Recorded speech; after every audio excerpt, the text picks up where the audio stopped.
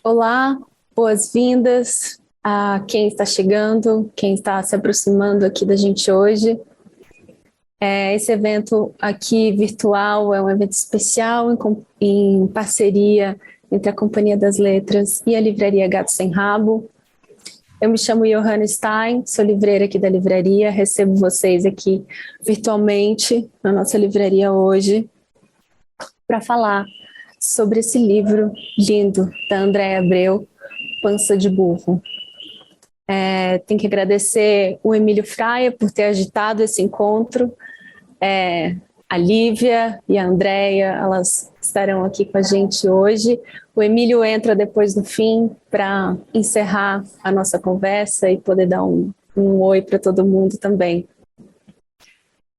O que eu acho mais especial, assim, só para também não dar muito spoiler, mas não deixar de comentar, quando eu vi esse livro eu achei muito curioso, né? O título é muito instigante e sobretudo porque era algo que eu não conseguia relacionar a nada, assim, pança de burro. E quando eu fui pesquisar, eu descobri que é um fenômeno meteorológico característico do norte das Canárias, de onde a Andréia veio, e é um fenômeno que acontece em nuvens pesadas, baixas na paisagem, assim. Elas formam uma espessa camada sobre a Terra, eventualmente tem presença de neblina, de chuva, e essa paisagem, ela me chamou muito a atenção, assim. Eu adoro ler livros que te colocam em uma determinada paisagem, uma relação com a natureza, e aí é nesse lugar que começa a história dessas duas amigas. Não vou abrir muito, vou já apresentar a Lívia de Úrsula, que é editora de livros, tradutora do espanhol e professora de cursos livres, indicada ao Prêmio Jabuti de Melhor Tradução em 2018. Ela cursou jornalismo na Unesp e letras na USP, completando seus estudos em literatura espanhola na Universidade de Barcelona. Ela trabalhou na COSAC, na Companhia das Letras, e atualmente é editora na Carambaia. E a Andréa Abreu nasceu em 1995, em Tenerife, nas Ilhas Canárias. E Pança de Burro, esse livro que saiu em 2020, é o seu primeiro romance. Ele foi traduzido já em 16 línguas, eleito o melhor livro de estreia pelo Festival de Chambéry e vencedor do Prêmio Dulce Chacon. A Andréia fez parte da edição dos melhores escritores com menos de 35 anos da revista Granta, aquela revista britânica, e hoje ela está aqui com a gente para falar mais sobre o livro dela, junto com a Lívia. Então, passo a palavra para você, Lívia, e vou acompanhar vocês daqui. Obrigada, Johanna. Olá, todo mundo que está aqui com a gente. Olá, Andréa. Eu vou falar em espanhol com a Andréa para que ela nos compreenda melhor. Essa conversa vai ser legendada, então vocês vão poder acompanhar perfeitamente a nossa charla. Andréa, é um gusto tenerte acá, un gusto muy grande. Fue un gusto increíble traducirte, porque Panza de Burro fue una de las cosas más lindas que yo leí hace mucho tiempo, así que me alegró mucho, me dio mucho trabajo también por la increíble fuerza de la oralidad, pero fue un trabajo muy, no sé, me encantó traducirla. Yo tengo algunas preguntas, pero claro que vamos charlando y paseando por las cuestiones presentadas aquí. La primera cosa es que son muchos los temas que cruzan Panza de Burro, ¿no? Las diferencias de clases sociales, la homofobia, el sexo en las redes sociales, la presión sobre el cuerpo femenino. Me gustaría saber si siempre has querido hablar de estos temas o ellos surgieron a raíz de la propia historia, de la historia principal. Bueno, primero que nada, hola Livia, muchísimas gracias por estar aquí conmigo. Estoy súper contenta de que hayas traducido el libro. Muchísimas gracias, Johanna, por la presentación. Y ahorita supongo que Emilio vendrá también a saludarnos, así que de nuevo muchas gracias Emilio también por haberme dado la oportunidad de publicar la novela en Brasil. Estoy muy contenta por un lado también porque siento una conexión muy especial con el portugués, porque en cierta medida tengo raíces del portugués, o por lo menos los lucismos son muy importantes en el Canario porque hubo colonización portuguesa pues, en su momento, y de hecho mi apellido es de origen portugués. Entonces de alguna manera siempre me he sentido muy ligada al idioma, pero no lo entiendo, ni lo hablo, ni me gustaría hablarlo, la verdad. Entonces el hecho de que esté traducido allá me hace muchísima ilusión porque siento que hay una conexión muy fuerte entre las Islas Canarias y ustedes. Entonces creo que de alguna manera puede haber un entendimiento común. Ya me dirán los lectores en el futuro, pero por ahora todo el feedback que he recibido ha sido muy positivo. Entonces estoy muy feliz. Y de nuevo gracias Livia por haberme dado la oportunidad de que la gente me lea en el idioma de ustedes, ¿no? La verdad, ahora retomando la pregunta que me hiciste, creo que cuando yo me planteé contar una historia de amistad, o más bien de una amistad en la que los límites entre la propia amistad y el deseo, el enamoramiento romántico, el deseo sexual, estuviesen muy poco delimitados, me fui dando cuenta de que tenía que emplazarlo en un lugar muy concreto, que en este caso era el norte de Tenerife, y más en concreto los barrios del norte del monte de Tenerife, ¿no? Y cuando me di cuenta de que cuando una localización tan específica aparecía en un libro, necesitaba pues de unas referencias muy específicas temporales y geográficas, en ese sentido entendí que iba a necesitar hablar de una serie de aspectos que pasaban obligatoriamente por la necesidad de hablar del año 2005, que es el año en el que aparece esta historia, ¿no? Son dos niñas de 10 años, y Sora y la protagonista, que no tiene nombre, pues que viven un verano en el año 2005. Y a la hora de yo plantearme que quería hablar del año 2005, pues me di cuenta de que ese año estaba atravesado por una serie de realidades por las que no podía sobre las que no podía pasar, ¿no? Digamos, no podía olvidarme hablar de ellas. Y algunas de ellas son, por ejemplo, el hecho de la llegada de la Internet, que fue como de los primeros momentos en los que la gente de mi generación empezó a incursionar en Internet sin ningún tipo de tutela adulta, y eso hizo que muchas de nosotras nos acercáramos a la Internet de una manera un tanto violenta, aunque también divertida, ¿no? Y que descubriéramos asuntos que quizás hoy en día son más difíciles de descubrir porque hay un control parental, digamos, más presente, ¿no? Pero es verdad que tuvimos la capacidad de sobrevivir a pesar de la falta de tutela que había, ¿no? Por otro lado estaba la cuestión de la homofobia y la transfobia también, porque a mi edad viví las primeras situaciones en las que personas pues LGTB fueron visibles o muy visibles por primera vez en mi cabeza, ¿no? Yo tenía muchos amigos que eran gays, que tenían plumas y que no podían huir de esa realidad, y que recibían una violencia muy brutal, no solamente en los barrios de monte, sino en los pueblos y las ciudades en general en aquella época, porque digamos que no había un sentimiento de igualdad, o por lo menos una intencionalidad para la igualdad, como sí hoy en día, ¿no? Digamos que por lo menos el debate hoy en día está en la mesa, pero en aquel momento no había ningún tipo de debate posible, simplemente las personas gay no merecían ningún tipo de respeto y era una vergüenza, ¿no? Entonces el hecho de que mi generación fuese una de las generaciones que intentó pues enfrentarse a eso a pesar de la gran violencia, también desde la perspectiva de las chicas lesbianas, de las chicas bisexuales, de las personas trans, me hizo pensar que los inicios de toda esa rebeldía que hoy en día vemos tan presente en redes sociales tuvieron lugar en los primeros años de los 2000, ¿no? Porque mi generación nació en los 90, pero fue en los 2000 cuando se crió, entonces ahí fue cuando empezamos a transgredir la norma, ¿no? Y luego, por otro lado, también estaba otra cuestión que a mí me interesa mucho, que es la cuestión de la clase social.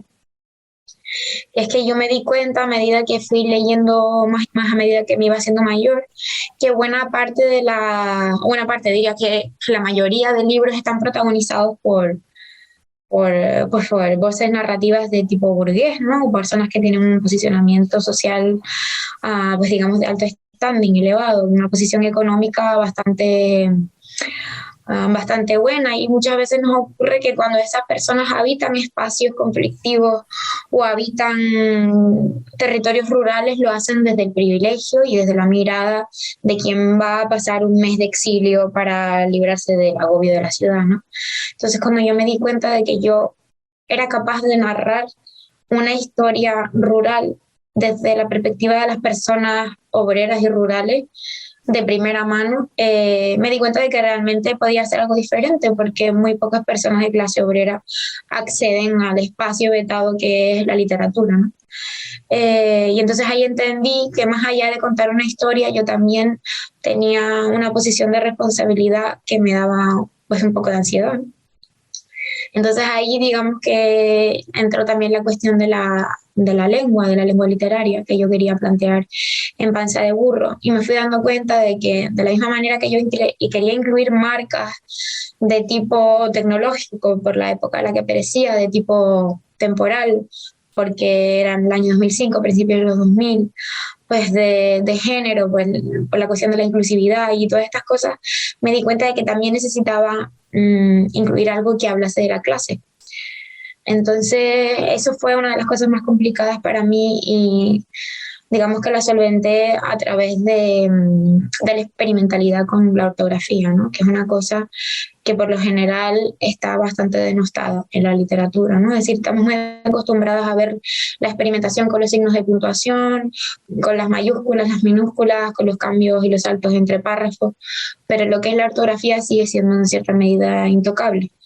Entonces yo me di cuenta de que si la literatura es un espacio de libertad para la experimentación, no podía haber límites de ningún tipo, ¿no? Por lo menos yo quería jugar con los límites de la experimentalidad, y una de las cosas que quería generar con esa experimentación era de alguna forma representar pues la marca de clase dentro de la historia, ¿no? Pero además de la clase, hay también un recorte de género, por supuesto. La historia está narrada por una niña y cuenta sobre una relación con otra niña. Son las personajes, el español a veces me escapa. Los personajes principales.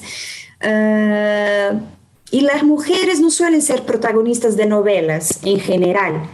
¿Pensaste en eso cuando escribiste el libro? Sí, por supuesto. Además creo que se añade un elemento importante en este sentido, que es que primero las voces narrativas no suelen ser protagonizadas por mujeres, y segundo, las niñas no suelen protagonizar las novelas tampoco. ¿Qué ocurre? Yo pienso que la voz narrativa infantil es muy interesante porque permite al lector y a la lectora conectar con esa capacidad de la desnormalización de la realidad, o por lo menos de, pues, digamos, esa capacidad que tienen las voces infantiles de generar la sensación de que estamos accediendo a la realidad por vez primera, porque realmente para esas voces infantiles lo que están narrando muchas veces es la primera vez que ocurre en sus vidas. Pero ¿qué pasa? Que de la misma manera en la que una voz infantil genera la sensación de prohibición por el hecho de que muchas veces esos personajes infantiles narran realidades que no les son permitidas desde el mundo adulto, cosas que no son para niños, pero que al final los niños y las niñas viven igualmente, las niñas tienen una sensación de doble prohibición, porque primero está la cuestión de la voz infantil, es decir, tienen una edad inferior a la necesitada desde el mundo adulto para acceder a determinadas realidades, pero además de eso a las niñas, al igual que a las mujeres, se les exige una pureza en la mirada. Entonces yo entendí que la voz narrativa infantil de las niñas era doblemente interesante y doblemente marginada, porque por un lado era infantil y por lo tanto no podía acceder a determinadas realidades, y segundo era una mujer, una niña, y por lo tanto se le exigía un doble de pureza y de limpieza, digamos, ¿no? Entonces como me di cuenta de que yo quería narrar, o por lo menos quería construir una voz infantil que fuese autocentrada. Y en esto Nunca está infantilizada la voz infantil, no es infantilizada, no es verdad. No es. Sí. Quería generar una historia autocentrada, porque creo que por lo general pues la voz infantil, que se le incluye dentro de los narradores más fiables, se utiliza muy habitualmente, o por lo menos lo que yo he podido leer, para narrar de forma velada, de forma sutil, los conflictos del mundo adulto, como una especie de forma esquinada de contar el mundo adulto. Pero yo también me había dado cuenta de que necesitamos narraciones autocentradas en la infancia, de problemáticas de la infancia en sí misma, que no sean en la mera herramienta para hablar de nuevo de los conflictos de la edad adulta, ¿no? Entonces ahí fue que me di cuenta de que yo quería utilizar la voz infantil, pero no como una herramienta para hablar de cuestiones propias del mundo adulto, sino para hablar de cuestiones propias del mundo infantil, ¿no? Y no del mundo infantil en cualquier sentido, sino del mundo infantil pues de las niñas en concreto, ¿no? Porque estamos muy desacostumbradas a ver qué es lo que están haciendo dos niñas detrás de una puerta cerrada, y muchas veces pensamos que pueden estar jugando a las Barbies, que también, pero también puede ocurrir que estén experimentando su sexualidad, hablando de cuestiones que les preocupan acerca del mundo, determinando a través de su experimentación sexual, corporal y mental cómo se van a desarrollar y cómo se van a relacionar en el mundo adulto más tarde, ¿no? Yo creo que, bueno, es una realidad probada científicamente. Los primeros años de vida, los 5 primeros años de vida ya marcan muy fuertemente nuestra forma de relacionarnos a lo largo de la vida. Entonces yo creo que las narrativas sobre la infancia son sustanciales para entender la complejidad humana en su totalidad, ¿no? Muchas veces pensamos que las narrativas sobre la infancia, me ha pasado muchas veces, tienen un menor calibre porque son como graciosas, no sé cómo explicarlo, ¿no? Pero realmente para mí tienen un lugar privilegiado dentro de la literatura porque indagan sobre pues el sentido mismo de la humanidad. Hay una frase muy feliz que me parece muy objetiva y que dice, resume bien lo que se pasa con la oralidad en el libro, que es una frase de Ana Guadalupe, que escribió la portada del libro. Ella dijo que la oralidad está marcada por un lirismo escatológico, porque es un lenguaje muy bello, no pierde la belleza, pero sin perder también lo juego con lo escatológico, ¿no? Me parece. Y ya dijiste que el uso de la oralidad, entre otras cosas, también fue una decisión política. ¿Podrías comentar sobre eso? ¿Cómo se conectan el lenguaje y la política? Creo que no me interesa en absoluto la literatura de tipo panfletario, digamos, con un mensaje o una moraleja demasiado evidente, pero sí pienso que cuando una escribe, carga con todos sus pensamientos y con toda su ética y toda su moral. Y yo en mi vida en particular soy una persona muy preocupada por las cuestiones de justicia social. Y me considero una persona feminista, ecologista, pues no como animales, por ejemplo, que es una cosa que me importa mucho. Y creo que a la hora de sentarme a escribir, evidentemente no puedo ni me interesa huir de mis valores éticos. Sin embargo, tampoco quiero, como decía antes, dejar una interpretación establecida, porque entonces no habría posibilidad para los lectores y las lectoras de generar su propia lectura, que es lo realmente interesante de la literatura. Y por eso yo me encargo de generar una ambigüedad también en los personajes, y por eso también la cuestión de los contrastes en el lenguaje. A mí no me gusta generar personajes que sean redondos, en el sentido de que se puedan encasillar dentro de las categorías morales de bien y mal prototípicas. Me gusta que a pesar de que los personajes no son personas, se parezcan en cierta medida a las personas. Y si hay algo que aprendí de algunas autoras como Lorraine Wood, que me interesa muchísimo, o Lucia Berling, es que los personajes, ya digo, no son personas, pero se tienen que parecer a las personas. Y no hay nada más humano que la ambigüedad. Entonces, creo que me esforcé mucho, a pesar de que determinados personajes sí se aproximan más al cliché, como por ejemplo el personaje de Chela, que sí es más claramente malvado, ¿no? O el personaje de la abuela de la protagonista, que sí tiende más a la bondad. Pero tanto la protagonista como su mejor amiga son personajes que viven en una complejidad estructural y en una violencia estructural que justifica y al mismo tiempo señala la violencia que ellas reciben y ejercen. porque mi protagonista recibe violencia por parte de Isora, pero ella también ejerce violencia sobre otras niñas. Pero Isora además es el resultado de su propia violencia, ¿no? Isora es una niña que recibe violencia y por lo tanto ejerce violencia, pero ninguna de las dos es víctima ni verdugo y al mismo tiempo son víctimas y verdugos, ¿no?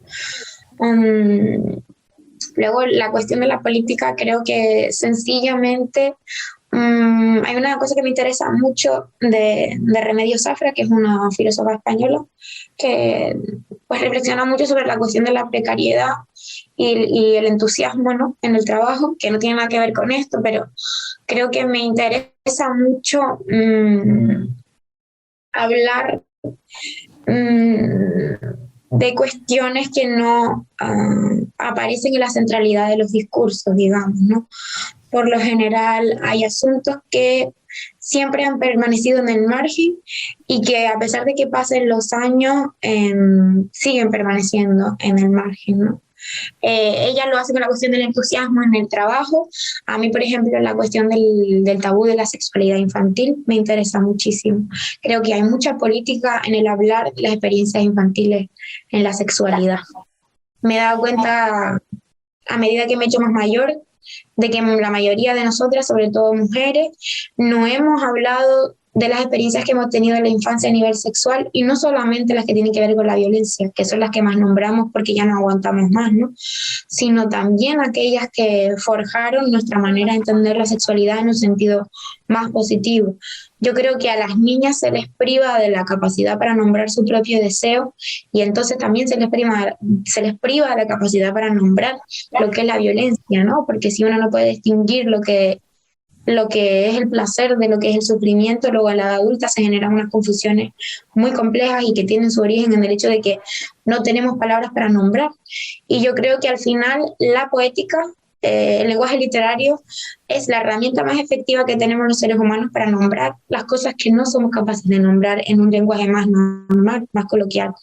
Entonces, para mí, una de las grandes formas de hablar de la sexualidad infantil, que es ese tema no nombrado, es el gran tema no nombrado en mi vida, el lenguaje literario, la lengua literaria, ¿no?, la poesía, porque me permite poner en palabras cosas que son a veces simplemente sensaciones físicas de origen animal, de origen visceral, y supongo que de manera coloquial no soy capaz de comentarlo, pero a la hora de sentarme a escribir, sí soy capaz de generar sensaciones que solo podría generar a través de la poesía, ¿no? Y ahí es donde está para mí la política de la poesía, que permite nombrar cuestiones de tipo, pues digamos, de violencia estructural, que no somos capaces de nombrar con la normalidad de las palabras, sino que necesitamos un lenguaje que vaya más allá de las palabras del día a día, ¿no? Pero la oralidad también trae un rasgo político en el sentido de que demuestra que una lengua no es menos que otra lengua. Yo digo por comparación al español estándar, por ejemplo. Bueno, esa cuestión es esencial. Creo que hay varias vertientes dentro de la lengua literaria que desarrollé dentro de Panza de Burro. Está la marca de la amistad, digamos, la cuestión de las repeticiones. Todas sabemos que cuando tenemos una amiga tenemos un lenguaje propio que solo nos pertenece a nosotras y que está sustentado básicamente en las repeticiones. Shit, bitch, todo eso aparece mucho en el libro. La cuestión de la clase a través de la experimentación con la ortografía. La cuestión del momento histórico a través de la experimentación con las mayúsculas y las minúsculas por la comunicación a través de Messenger, Internet. Y otra cuestión que para mí es fundamental y que diría que es tan importante como el contenido mismo de la historia es la de la necesidad de colocar el dialecto canario, o por lo menos mi variante en concreto del dialecto canario, en un lugar de respeto por parte de la comunidad literaria, no ya de la comunidad literaria, sino del mundo en general. Porque ¿qué ha pasado? Probablemente ustedes tengan una experiencia muy parecida, que es que desde la metrópoli se considera muchas veces, incluidos también desde Canarias, que nuestra variante del español no es lo suficientemente válida para aparecer en determinados contextos. Sin embargo, hay otras variantes que sí se corresponden con los lugares prototípicos del poder y que son tan variantes como mi propia variante. Es decir, no hay unas variantes de un idioma que sean superiores a otras, pero política y históricamente y también desde una perspectiva colonial se ha intentado demostrar que hay algunas variantes que, porque corresponden con los lugares de marginalidad, son menos válidas para aparecer en determinados contextos de la cultura, como por ejemplo es la literatura. A mí me sirvió mucho leer mucha literatura latinoamericana para entender que en Latinoamérica, en países como por ejemplo México o Colombia, llevaban años luz de avance a la hora de escribir en sus propias variantes del español. Y tenía la sensación a la hora de leer esos libros que no pedían permiso de esas autoras y esos autores para utilizar una variante que les era propia y les era conocida y por lo tanto les era útil y necesaria para hablar de un determinado contexto temporal, político y social. Yo considero que muchas veces se huye de determinados rasgos geográficos o temporales del habla en la lengua literaria por vergüenza, porque se considera que son menos elevados, pero realmente la riqueza de la literatura es la concreción, la especificidad. Y si yo quiero ser concreta a la hora de escribir, yo tengo que acudir a todos esos detalles de la lengua, del habla, digamos. ¿Y qué pasa? Que a la hora de yo enfrentarme a la posibilidad de escribir un libro ambientado en un lugar tan concreto y tan marginal y tan pobre, me di cuenta de que yo misma tenía que afrontar mi autocensura, mi autovergüenza, mi vergüenza histórica, porque al final el pueblo canario carga con una vergüenza histórica que parte de esa dependencia cultural, económica, política y social con la península ibérica, ¿no? Siempre se nos ha comentado que en determinados contextos el canario no se puede utilizar, pero es muy complicado que una persona que no puede utilizar otra cosa que no es su propia variante del español, Claro.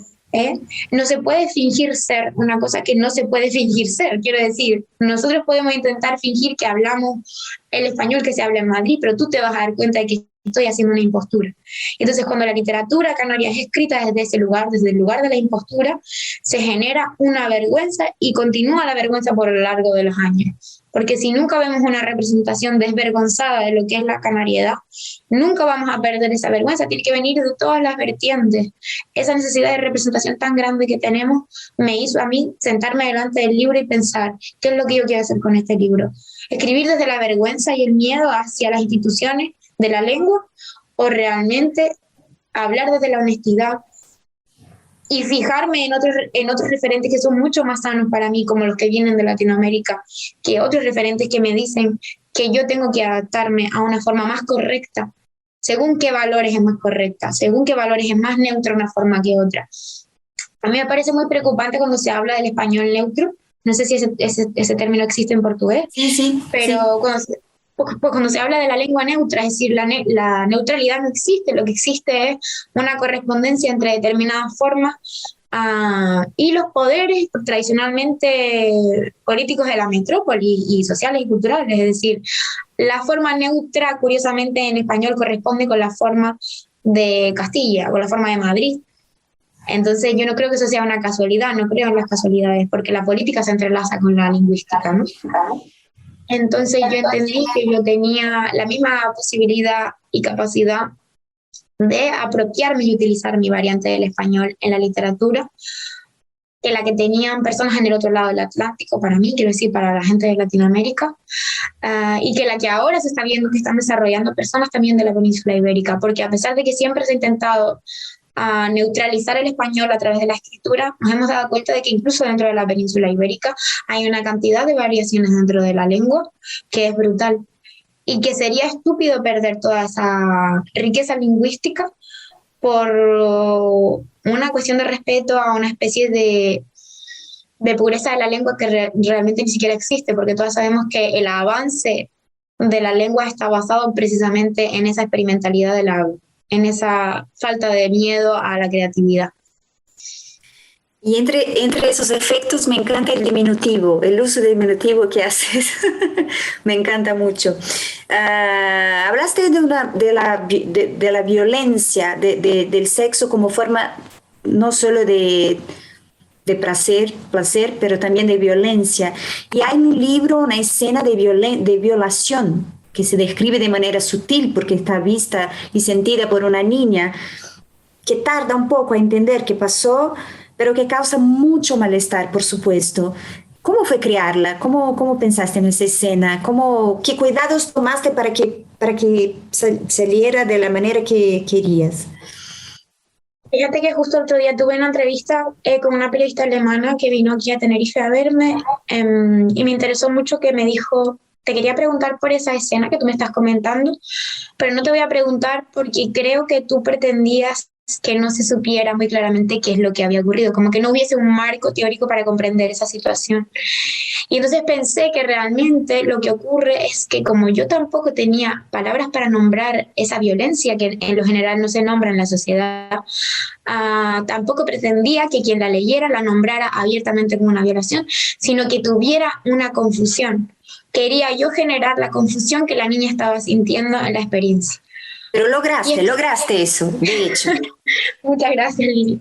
Lo que ocurre es que yo viví una experiencia muy parecida en la infancia y fue como, digamos, el tema de mi infancia, ¿no? Era como una cosa que venía recurrentemente en mi día a día y que yo pretendía colocar en algún cajón de los que me habían enseñado a utilizar en mi cabeza, pero que no sabía colocar porque no tenía palabras para nombrarlo. Era desagradable, al mismo tiempo tenía un punto de excitación por algún grado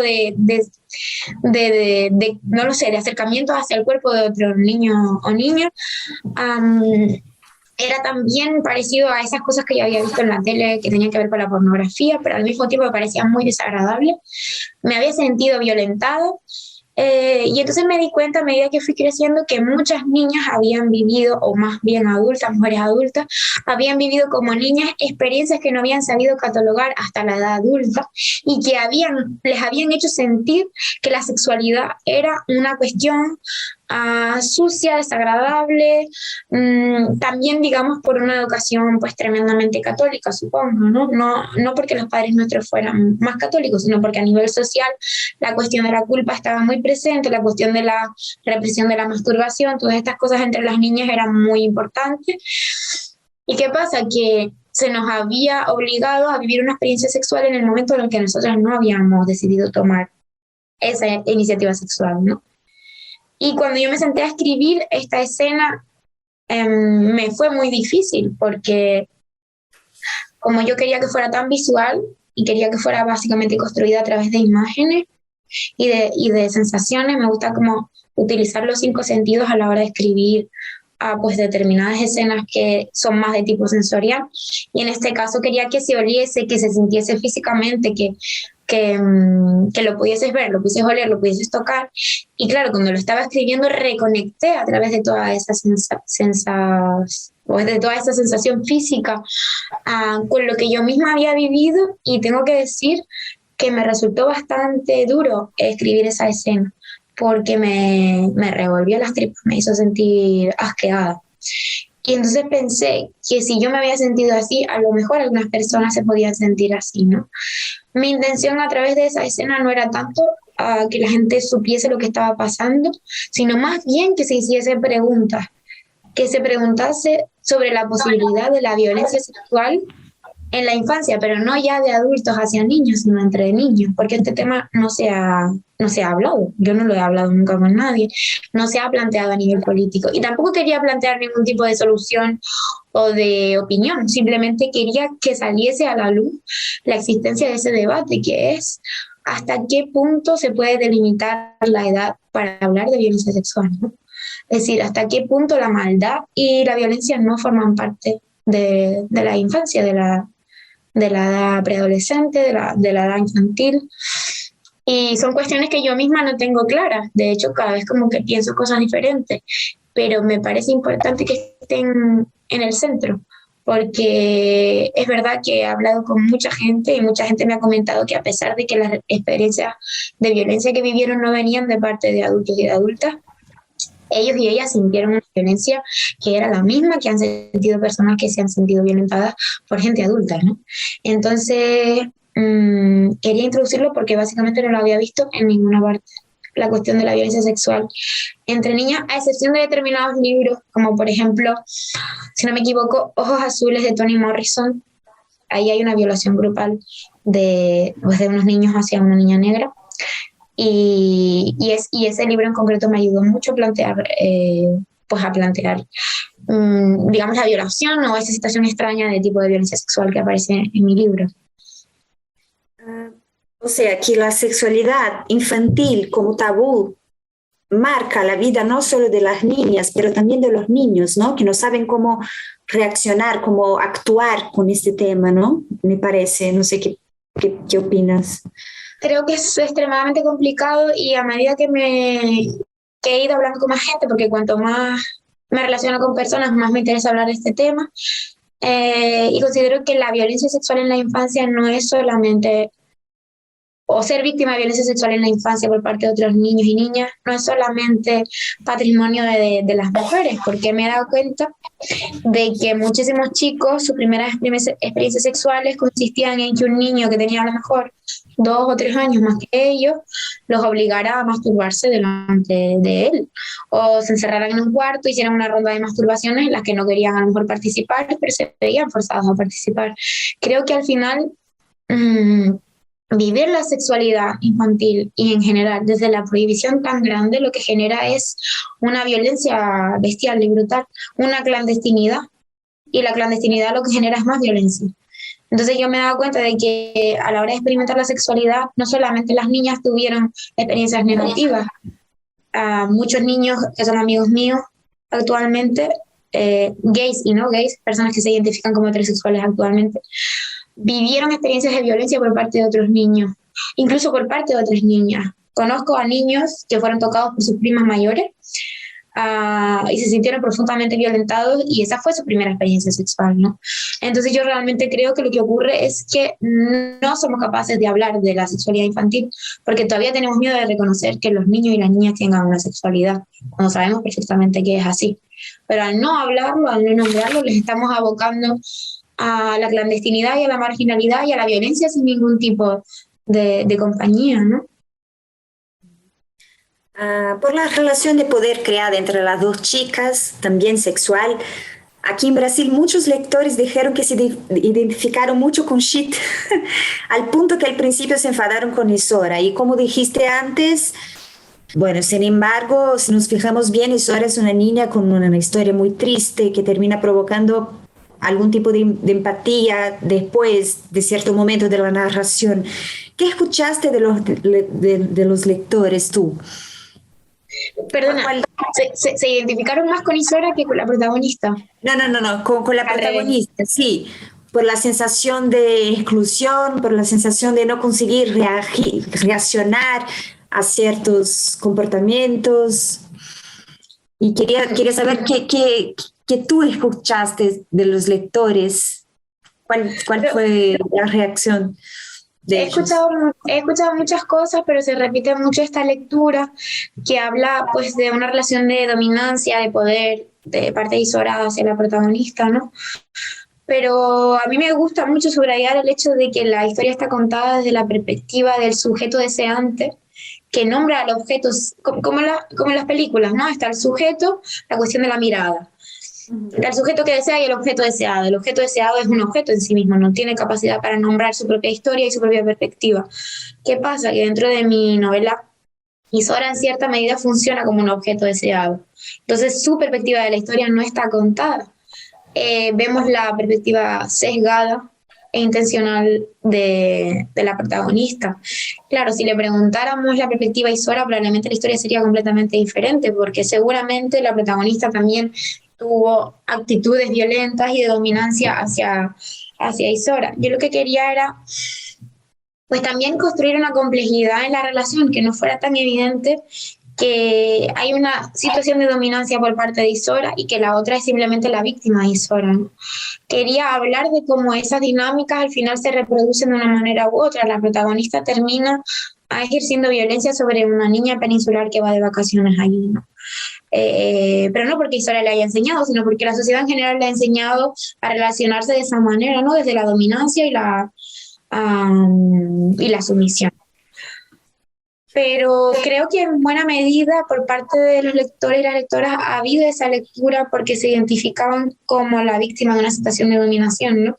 Pero me hace mucha gracia porque creo que muchas veces es mucho más fácil asumirse como víctima que reconocer el propio lugar que tiene uno a veces en la violencia estructural, como dominante y como violento. Entonces, yo creo que por eso también incluí el elemento este de que la protagonista ejercía la violencia, porque yo no quería plantear a una protagonista que simplemente fuera la víctima de Isora.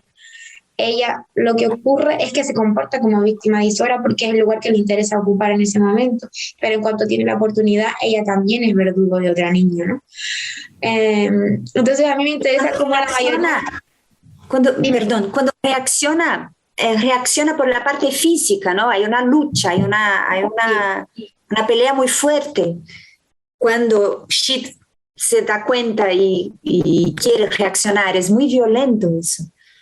Sí, creo que realmente lo que le ocurre a la protagonista es que se relaciona con Isora desde una perspectiva pues de sujeto a objeto, ¿no? Entonces cuando el objeto se revela en contra de su deseo, ella también quiere dominar ese objeto que ella desea, porque lo que ocurre con Isora, que me parece muy interesante, es que es un animal completamente indomable, es completamente impredecible, y eso a la protagonista le genera mucha frustración y mucha ansiedad, porque de alguna manera ella ha aprendido que tiene que controlar y encasillar a los otros, ¿no? Ella quiere que Isora ocupe un lugar determinado, que sea su mejor amiga, que se comporte de una determinada manera, pero es que Isora es un personaje que no entra dentro de ninguna categoría. Ella sale y entra en las categorías según quiere o según le ocurre. Para mí tiene mucho más que ver con un animal, con un perro salvaje, con un gato, que con una persona. ¿Y qué le pasa a la protagonista? Que tiene una necesidad de categorización o de control muy fuerte. Entonces Isora no le cuadra, porque Isora no corresponde lo que ella quiere que corresponda. Y entonces ahí nace la violencia. La protagonista, si se dan cuenta, la desea, pero al mismo tiempo reconoce que le gustaría destruirla.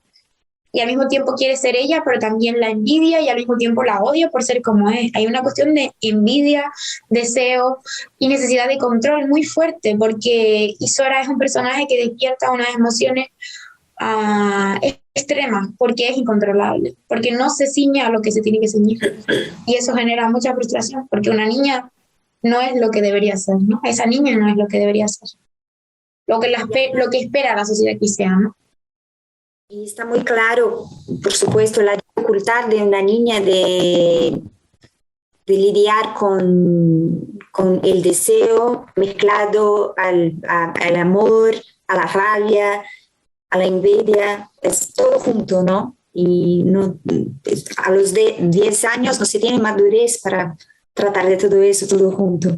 Y el barrio también me parece que forma una parte muy importante de esta relación y funciona como un lugar tanto de protección como de opresión a la vez en la vida de las niñas. ¿Crees que este lugar de ambivalente es común en la infancia? La represión y la opresión de un sitio donde... No sé. Es común no en la infancia, no diría la infancia de manera categórica, sino en determinadas infancias. Sobre todo en las infancias LGTB creo que esto es muy habitual. Si el mismo lugar que te genera una protección por un lado, te genera una violencia y una incomprensión por el otro, ¿no?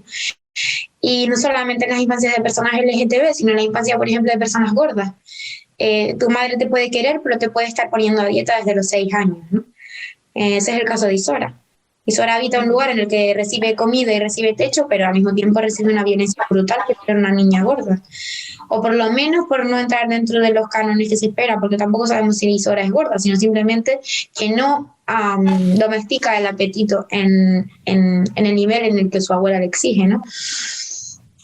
Entonces yo creo que, no sé si para todo el mundo la infancia sea un lugar de protección y de opresión al mismo tiempo, ¿no? Pero creo que para muchas personas a lo largo de la historia se ha identificado a la infancia con la patria de la libertad y todos estos términos que a mí pues me disgustan, y pienso que cada vez más hay personas que narran infancias desde lugares mucho más diversos, en el sentido de que para gente que la infancia puede significar un espacio de libertad, que también lo es para mí en cierto sentido, un espacio en el que las normas del mundo adulto no habían sido introducidas del todo y por lo tanto había una especie de salvajismo en los hábitos y en las costumbres, pero también son los lugares de las primeras violencias y de las primeras incursiones en el mundo del dolor, digamos.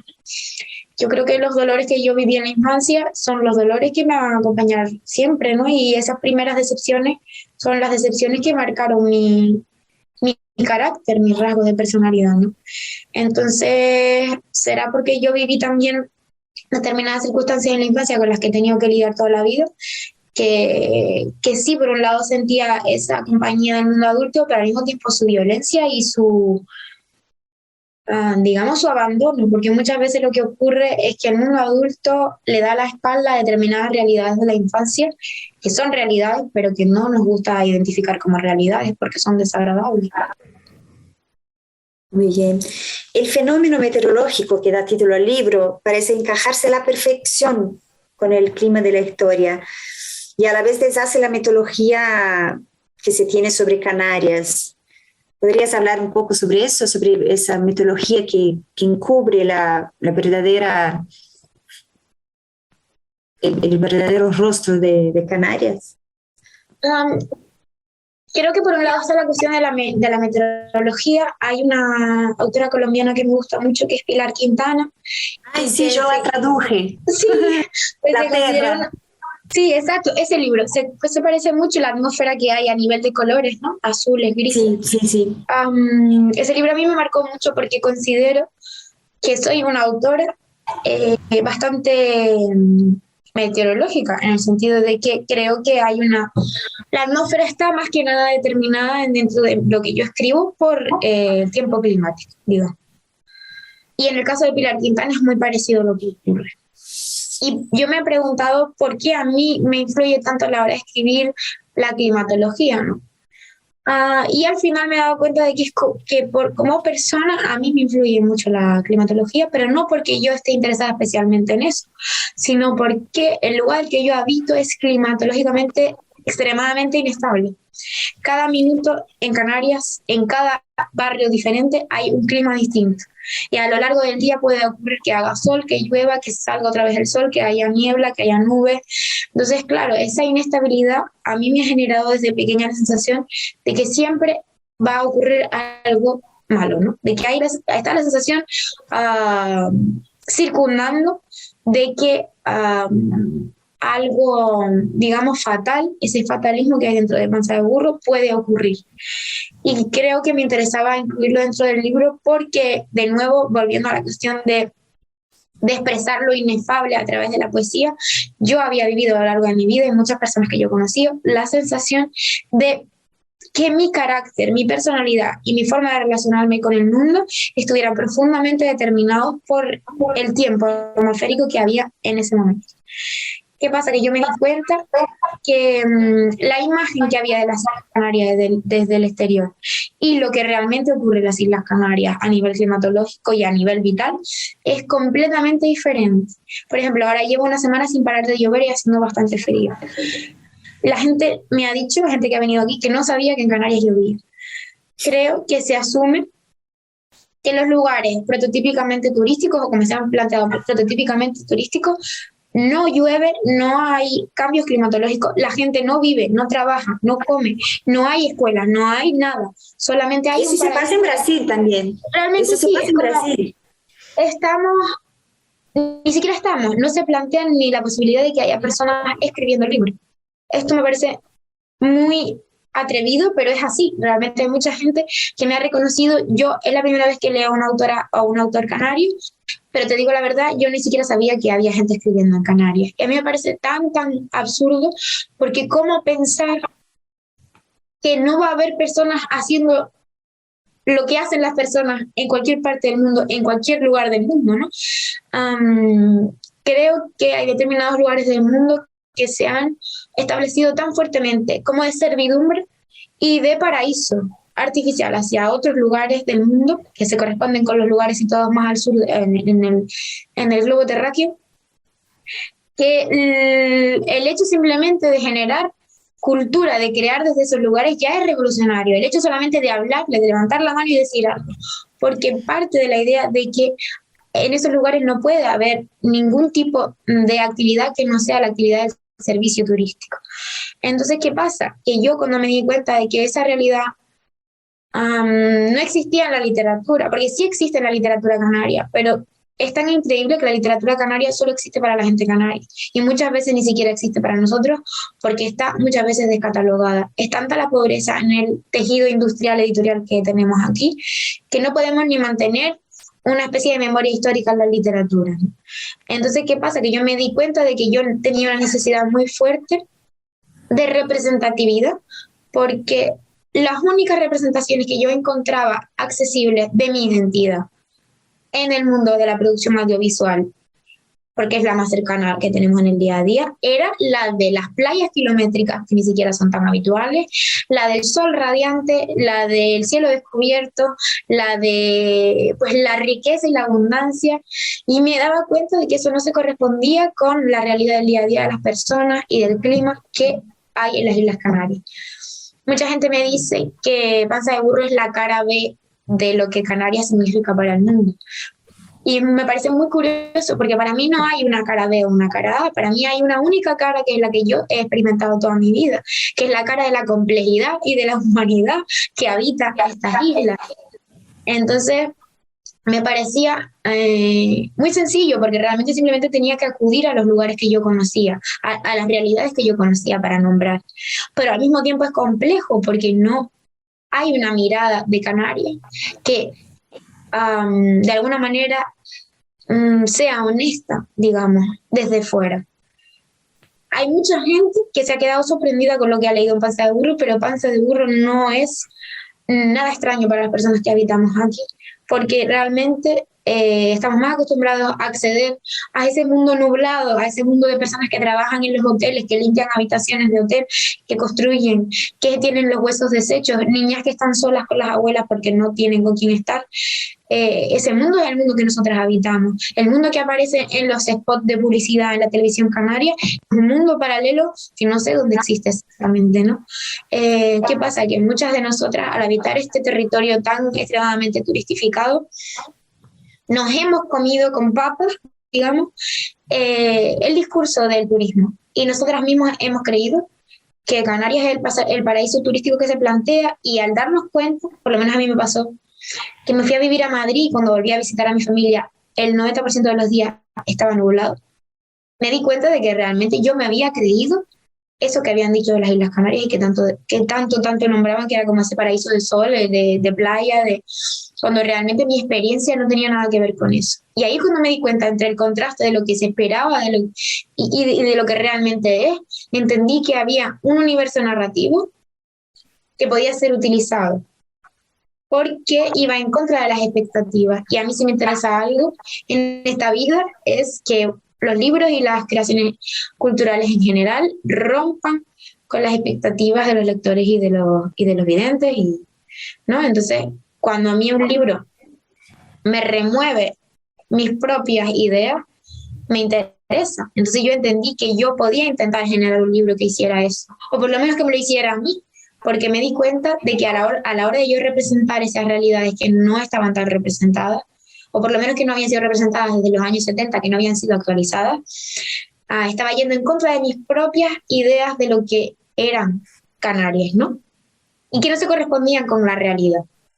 De que yo misma tenía que luchar en contra de mi propia visión turistificada de mi propio territorio.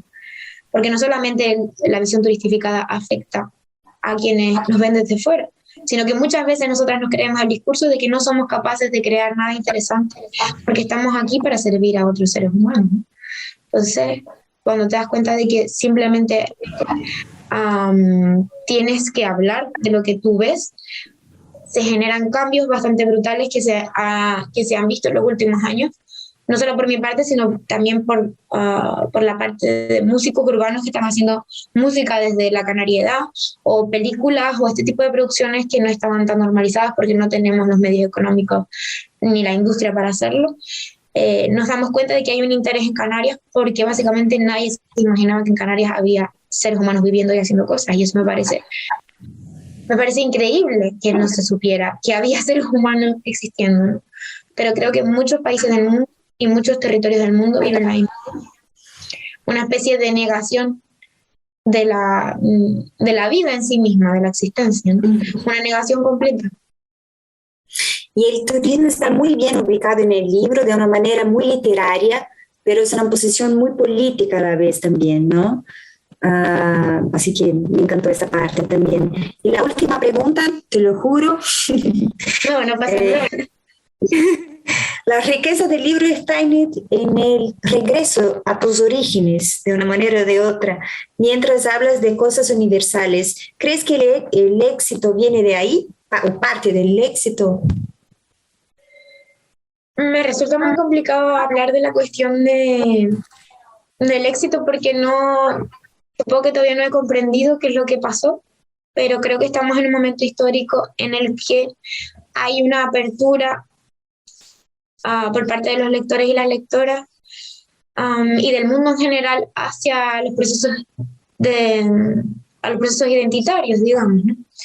En todas las cuestiones, en todo lo relativo a la sexualidad, a la identidad de género, pero también a la identidad relativa a los espacios geográficos y también a las cuestiones decoloniales, ¿no? Creo que hay una reactivación de todas estas realidades y de todos estos planteamientos que ya tuvo lugar, ya digo, en los años 70, más o menos, pero como que otra vez está en la mesa. Yo creo que si este libro hubiese aparecido hace 10 años, no se hubiese entendido de la misma manera que se está entendiendo en la actualidad.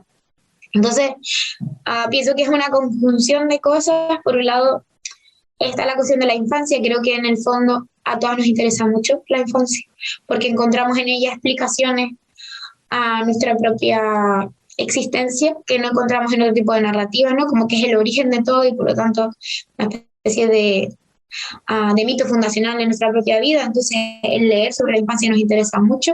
Nos sigue sorprendiendo la capacidad de los niños y las niñas para sorprenderse, valga la redundancia, ante la realidad. Nuestra capacidad o nuestra incapacidad para ver el mundo con ojos nuevos nos hace querer acercarnos a la capacidad de las voces narrativas infantiles de verlo todo con ojos nuevos, ¿no? Como que parece que recuperamos la capacidad de verlo todo con ojos nuevos.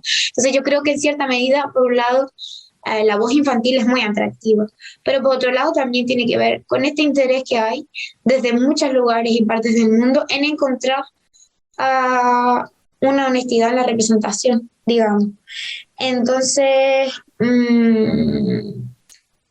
también lo que pasa, pienso, es que muchas personas canarias, a pesar de que el libro esté siendo valorado por personas a lo largo del mundo, muchas personas canarias necesitaban fervientemente una representación que tuviera que ver con el momento más actual, a pesar de que los 2000 ya sean una cosa pasada, ¿no? Creo que sentirse representada es una cosa incómoda en cierta medida, porque puede generar mucha vergüenza y de hecho he recibido reacciones muy negativas por parte de personas canarias que no se sentían representadas adecuadamente. Pero al mismo tiempo la representación genera una sensación de mera existencia, digamos. Muchas veces sentimos que no existimos porque no estamos. Esto que dice siempre el feminismo, ¿no? Que lo que no se nombra no existe, pero es que es cierto, porque lo que no aparece en un libro, en una película, al final la cultura es el lugar de la fijación de la identidad, digamos, ¿no? Lo que no aparece representado no existe, y muchas veces dentro del libro no solamente las identidades sexuales y todas estas cuestiones aparecen representadas, sino que hay palabras, hay gente que no ha sido representada nunca en ningún lugar, de ninguna manera. Y simplemente el hecho de darnos cuenta de que la literatura puede ir añadiendo fotos al álbum de la representación, porque al final supongo que todas estamos un poco cansadas de que siempre haya habido las mismas representaciones históricamente en la literatura. Y quienes no nos hemos sentido parte de las representaciones prototípicas de la literatura, hemos valorado a lo largo de la historia autoras como, yo que sé, Carson McCullers, por ejemplo, que se encargaba de representar a personajes que forman parte de la absoluta marginalidad en la vida normal, ¿no? Entonces yo creo que mi intencionalidad en el libro era hablar de cuestiones o de personajes que siempre han habitado al margen y que estaban predestinados a no aparecer en los contextos oficiales de la cultura. Y entonces lo que ocurre es que hay demasiada gente en este mundo que pertenece al margen. Y tanto está ocurriendo eso, que tengo la sensación de que los márgenes son tan amplios que el centro se está quedando chico. Y que los márgenes están arrasando el centro. Y entonces lo que ocurre en este momento de la literatura, para mi gusto, es que el margen está ocupando la centralidad. Y para mí eso es fundamental y es precioso. Y maravilloso. Entonces yo considero que, aparte de mis méritos, no me quiero quitar el mérito, pero aparte de mis méritos literarios, el momento histórico favorece a todas esas historias que tengan que ver con la no centralidad del discurso, digamos. Muy bien, muchas gracias, Andrea. Gracias, Lilia. Creo que ya está acá para hacer el cierre. Sí, muchas gracias, Andrea, Gracias. por aceptar nuestra invitación. Un gusto escucharla. Bueno, Livia también. Quería un poco antes de cerrar, esto que estaba diciendo es muy interesante acerca de las orillas del margen. ¿Cómo, por ejemplo, hoy en Latinoamérica, nosotros aquí creo que leemos su libro es como una hermana, ¿no? Porque es muy conectada con las cuestiones que están siendo trabajadas en la literatura de Latinoamérica. Hay como una ola, una explosión de autoras de Latinoamérica, citado Pilar Quintana. Quería saber qué está leyendo de la literatura latinoamericana hoy y también cómo piensa esta suposición que, bueno, en relación con la Europa, con la ficción que hoy está siendo producida en París, en Madrid, en los grandes centros europeos, con la relación de esta literatura con la relación de la literatura de Latinoamérica hoy. ¿Cómo piensa esto, esta tensión? Creo que es muy acertado lo que dices, Emilio, porque a pesar de que mucha gente desde Europa no conozca esta realidad, en Canarias sentimos una conexión cultural mucho más fuerte con América Latina que con España y con Europa en general, por una cuestión de conexiones de tipo histórico que parten ya desde la etapa de la colonización. Canarias ha sido pues fundadora de determinados lugares en Latinoamérica y al mismo tiempo hemos recibido población de Abya Yala toda la vida y ha habido un trasvase continuo de personas, ¿no? Ya te digo, lo comenté al principio, mi apellido es portugués, no sé cuál es el motivo, pero ahí está, ¿no? Y nuestro propio dialecto tiene pues términos, el léxico de prácticamente todas las partes del mundo. No, es una exageración, pero sí hay mucha mezcla, mucha mezcolanza. Y digamos que ese espíritu criollo es muy compartido por América Latina y por Canarias. La sensación de ser un perro mestizo. Es decir, no somos parte de ninguna realidad, pero al mismo tiempo somos parte de todas las realidades. Y nuestra esencia consiste en tener una esencia dividida, que es como una especie de Frankenstein de un montón de influencias diferentes, ¿no? ¿Y qué pasa aquí? Tengo la sensación que desde Europa muchas veces se ha idealizado como la pureza digamos, en todo en general, ¿no? Como en la ascendencia y también un poco en la escritura. Y a la hora de escribir, en Latinoamérica siempre ha habido un interés por la mezcolanza también a la hora de construir la lengua literaria. ¿Y qué pasa? Que al yo leer literatura latinoamericana me fui dando cuenta que mi realidad a nivel de mestizaje tenía mucho más que ver con esa suciedad que me venía de Latinoamérica que con la pulcritud de la neutralidad lingüística que me venía de Europa muchas veces, ¿no? Con esto no quiero decir que no me interese la literatura europea, todo lo contrario, siempre estoy leyendo autoras europeas, pero me he dado cuenta de que ha habido una especie de monopolio de la neutralidad, que a mí me hizo entender durante mucho tiempo que yo no podía ser compleja a la hora de representar mi identidad a través de la lengua literaria. Pero ¿qué pasa? Que en cuanto una da la vuelta y mira desde mi perspectiva para el otro lado del océano Atlántico, encuentra la posibilidad de representar la lengua y las vivencias desde la complejidad, ¿no? Y creo que desde los 70, 80, 90 hay una generación de mujeres sobre todo que están produciendo unos libros que me han hecho sentir más representada que toda la historia de la literatura junta. No había encontrado libros que me hicieran sentir tan representada, precisamente por ese reconocimiento de del mestizaje y la cuestión criolla. Por ejemplo, Rita Indiana es una autora que a mí me interesa muchísimo y que, por ejemplo, en el libro de Papi, escribe en Spanglish, que es una cosa que ha estado denostada a lo largo de la historia muchísimo, porque precisamente es como, no puede haber nada más criollo y más mestizo y más sucio que un Spanglish, ¿no? No es ni el español ni es el inglés, es una especie de mezcla sucia y extraña entre las dos cosas. Y a mí me interesaba mucho eso porque yo siempre he sentido que he ensuciado la lengua solamente con existir. Y creo que en esas autoras me he encontrado bastante representada. Luego hay otras autoras, sobre todo argentinas, no sé por qué, Canarias no tiene tanta relación con Argentina, pero he encontrado unos discursos muy interesantes allí. Selva Almada es, digamos, mi autora predilecta, con la trilogía esta que tiene como de la masculinidad. Luego hay una autora que estoy leyendo últimamente que me interesa mucho, que es Mariana Travasio, que no sé si la han leído, pero es espectacular y tienen como algo con Pilar Quintana en la novela de La Perra, que es que construye historias como muy breves y a la vez muy redondas, con una estructura casi perfecta. Al mismo tiempo muy sencillas, historias bastante sencillas, pero que nombran realidades y discursos que parecen anticuados, pero desde un lugar renovador.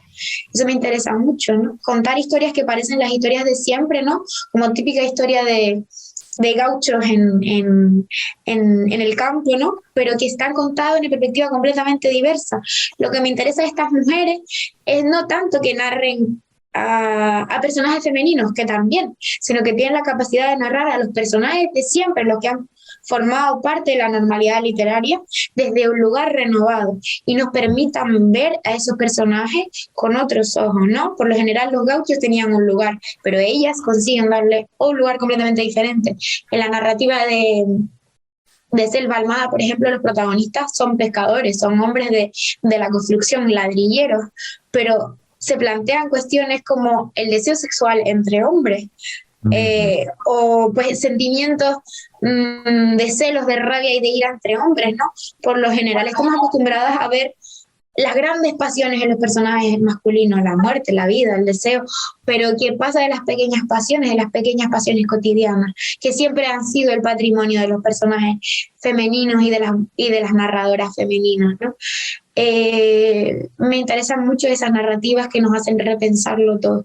Y creo que esas autoras que vienen, ya te digo, pues de la última parte del siglo XX, que nacieron en la última parte del siglo XX, me han hecho encontrar mi propia genealogía y mi propio camino dentro de la literatura, a pesar de estar a kilómetros y kilómetros de mi casa, ¿no? Hay quien dice que el Caribe empieza en las Islas Canarias y termina pues en el Caribe mismo. Entonces yo creo que sí, un poco es así. Me siento como con un pie en diferentes partes del mundo. Está por un lado el continente africano, por otro lado está Europa, por supuesto, pero por otro lado, y muy importante para mí, es Latinoamérica. Qué bueno. Muchas gracias, Andrea, por esta resposta. Bom, gente, a gente vai ficando por aqui. Agradeço a todo mundo que acompanhou a conversa com a Andrea Abreu, com a Lívia de Orsola. E leiam Pança de Burro, é um livraço. E obrigado.